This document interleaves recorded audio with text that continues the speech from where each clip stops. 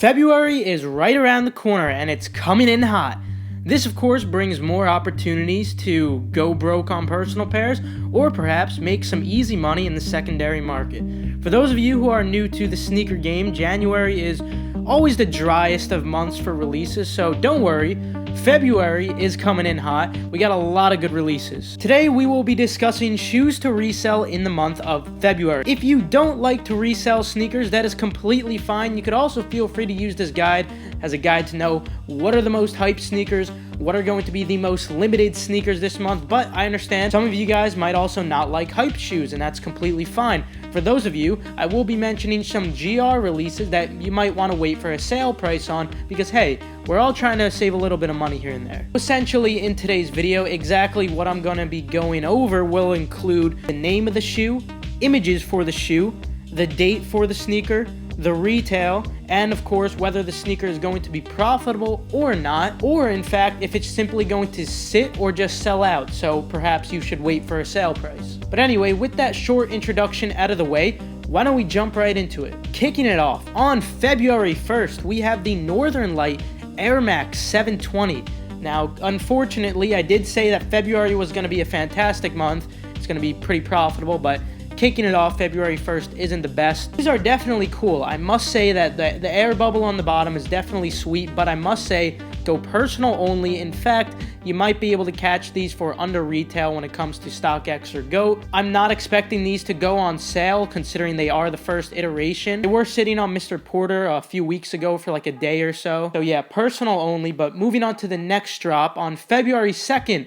Another one that's not so hot, but it looks pretty cool. For a personal pair, I'm not going to lie. We have the Laney 5s. So again, go for personal only for these. And when it comes to these, I am expecting these to go on sale as well. And hypothetically, if they don't go on sale, of course, you could always feel free to check out StockX, Go, eBay, any of those sites. And you could probably get them for under retail. But anyway, now let's get into the good stuff. Let's get to where February starts kicking up. And funny enough, that is February 2nd. We got a lot of stuff releasing on February 2nd. First of all, we have the LeBron 3 Super Bron. This shoe drops for $175. And although LeBrons for the most part aren't profitable, you should expect this one specifically to be profitable just because of the amount of demand that's on this product as of now. It's not going to be anything significant, but the margin isn't completely terrible, so I would suggest going for these. You might be skeptical because it is a LeBron, but of course Nike does do free returns, so there's really no risk. I would suggest these. Anyway,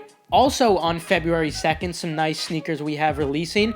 We have the Bape Ultra Boost in camouflage, and we also have the Bape Ultra Boost in black. Of course, this is the entire Super Bowl collection, so there's a lot of apparel releasing here. There's a lot of other products and collectibles releasing in this collection as well, but right now we're just talking about the sneakers. Yeezy Mafia actually posted stock right up onto their Twitter for Adidas.com only. This isn't total stock, this is just from Adidas. Although you should expect this stock to change as it has been for the last couple of days, this is about what you're going to be seeing. With that being said, regardless of what colorway you get, because although one is more limited than the other, demand can fluctuate as well. No matter which one you get, you're going to make a significant amount of profit. Please, guys, do not sleep on these. I think it's pretty self-explanatory. And if you guys are interested, feel free to let me know if you guys do want to have a cop guide, because although these are going to be quite limited, you guys honestly do have a very high chance of copying these manually. Anyway, moving on to the next drop, another February 2nd release. Guys, I don't know what's going on. I don't know what's going on with all these February 2nd releases, but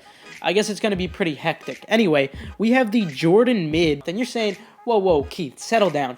A Jordan Mid? Come on. Well, actually, when it comes to Jordan Mids, especially this Jordan Mid, sizes from 7 to 8.5 tend to do really well. These are very similar to Jordan 1s, where the Jordan 1 high tops, all the sizes under 10 always tend to do really great, even if it's a mega GR. When it comes to these mids, although it might not be fantastic, it's important to note that the retail on these is only $120 compared to $160. So I would definitely not sleep on these. These are going to be sleepers. A lot of people aren't going to be going for these, but when it comes to sizes 7, 7.5. Even sizes 9 and 9.5 aren't going to be terrible. Obviously, the margin won't be great there, but it's still profit, and I'm giving you guys these opportunities, obviously. So although they're Jordan 1 mids, they do have a little bit of stigma. I would still recommend going for them. Now, moving away from February 2nd, finally, that's a ridiculous day. Moving on to February 5th now. We have the Jordan 12 Chinese New Year dropping. If you guys recall, there were actually a couple of iterations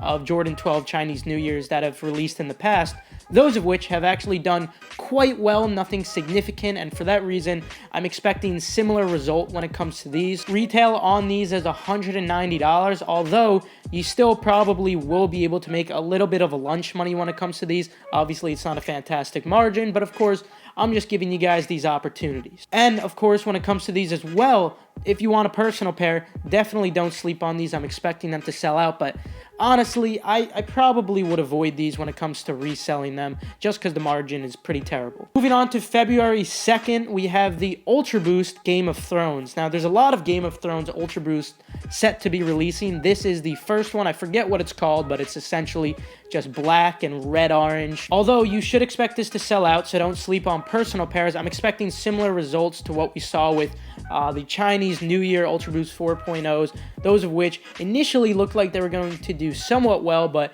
after they went into circulation, it wasn't anything great. If you do plan on getting these, don't expect anything fantastic, but you know, Adidas does do free returns, so if you're bored one day and you do have the funds to play with, you don't care about a terrible margin, hey, well, why not? But overall, personally, I wouldn't go for it. Now, the real drops that are occurring February 7th, the drops that you guys have been waiting for quite a while, and they have actually been delayed. Anyway, we have the OffWhite Air Max 90s in black, and then we also have the OffWhite Air Max 90 Desert Ore dropping. Oh, and not to mention, we also have these in toddler pairs as well. Let's kick it off with the men's shoes. If you are new, obviously these are going to be profitable, but for the rest of you, you guys should already know the deal. It's Nike and Off-White. No matter where you're copying from, no matter what the retail is, the set retail is $160, even if shipping fluctuates from somewhere, even if you have to use a reshipper for something.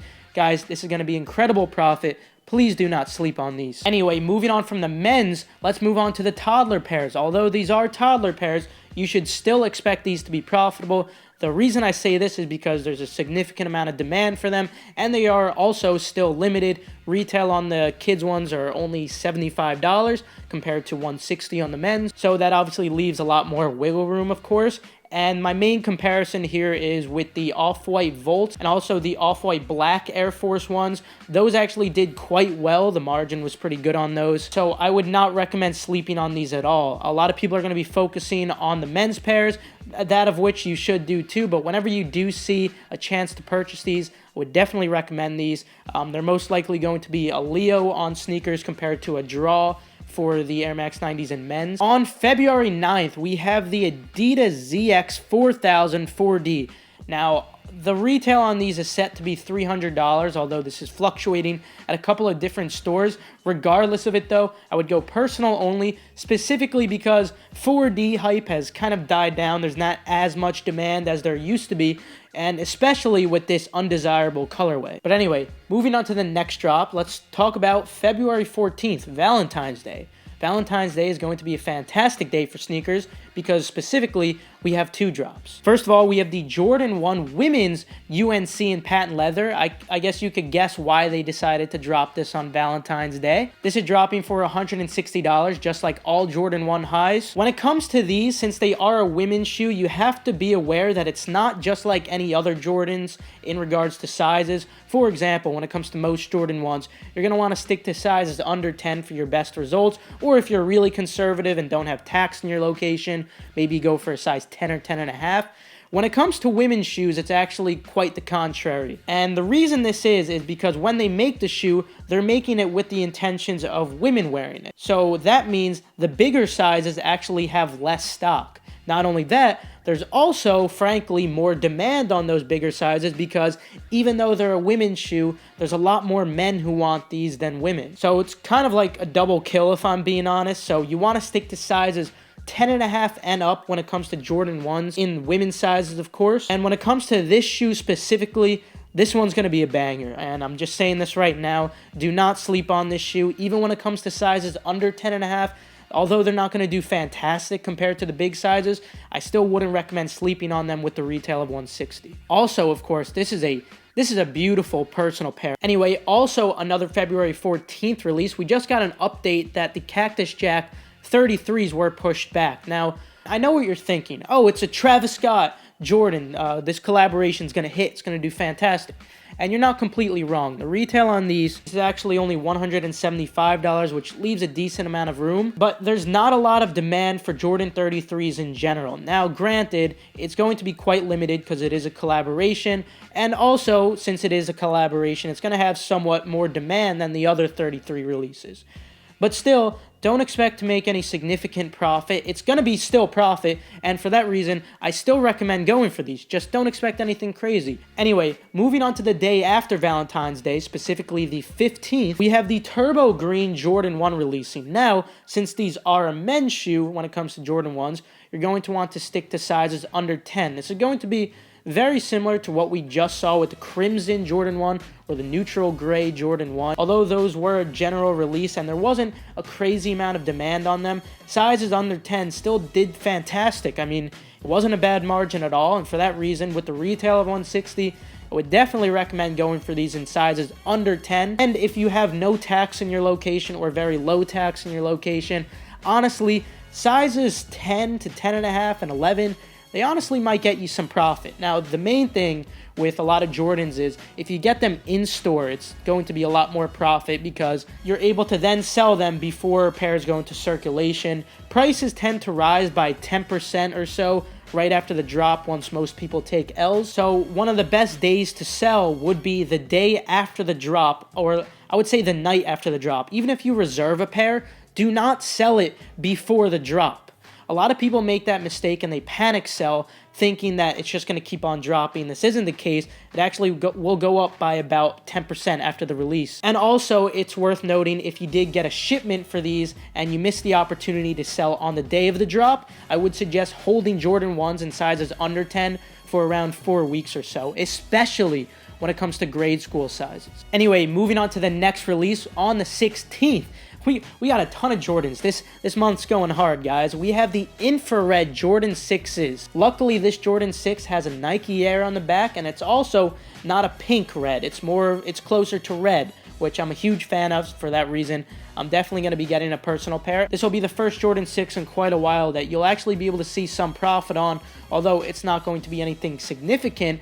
You should still expect to make a little bit of money. Specifically, if you get these in store, it's going to be a fantastic day for you guys. Retail is $200 on those. But moving on to the next release, on the 17th, we have the Nike Adapt Basketball. When it comes to these, there's a decent amount of hype on these, although I have to say the retail is a little high. And for that reason, I don't know if they're going to be profitable. This is one of the releases this month that I was super unsure of. There was a pre-sale for these, and the pre-sale kind of sat for a decent bit, and they're not shipping out for a while. Pre-sale right now is looking pretty high, but of course that's because there's barely any, if any, in circulation right now. I just can't see this shoe doing too much over retail, especially how all the previous Adapts have done. Granted, those retails were like $720 or so. I just think that it might not be worth a go, but since Nike does do free returns, it might be worth just trying. Personally, I'll stay out of it for this one though, and again, this is one of the releases I just wasn't really sure about this month. Moving on to the next release, on the 20th,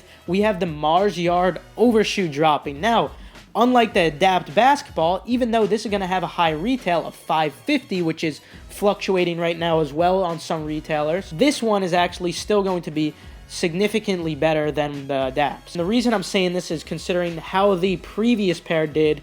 Now, the previous pair didn't have the overshoe, but granted, this has the original shoe within it. And for some people, if they want to hire a customizer, they could actually have the shoe cut out for them. And these are going to be very, very limited as well. So guys, don't fear that high retail.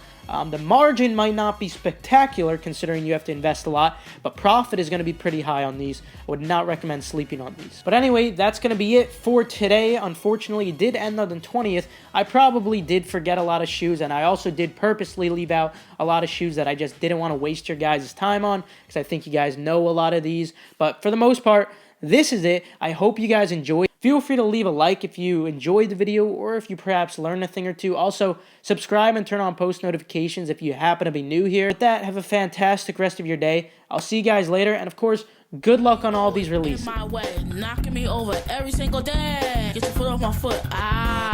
Get your foot off my foot. Yeah. I should have run the other way. Now there's just one thing to say. Get your foot off my foot.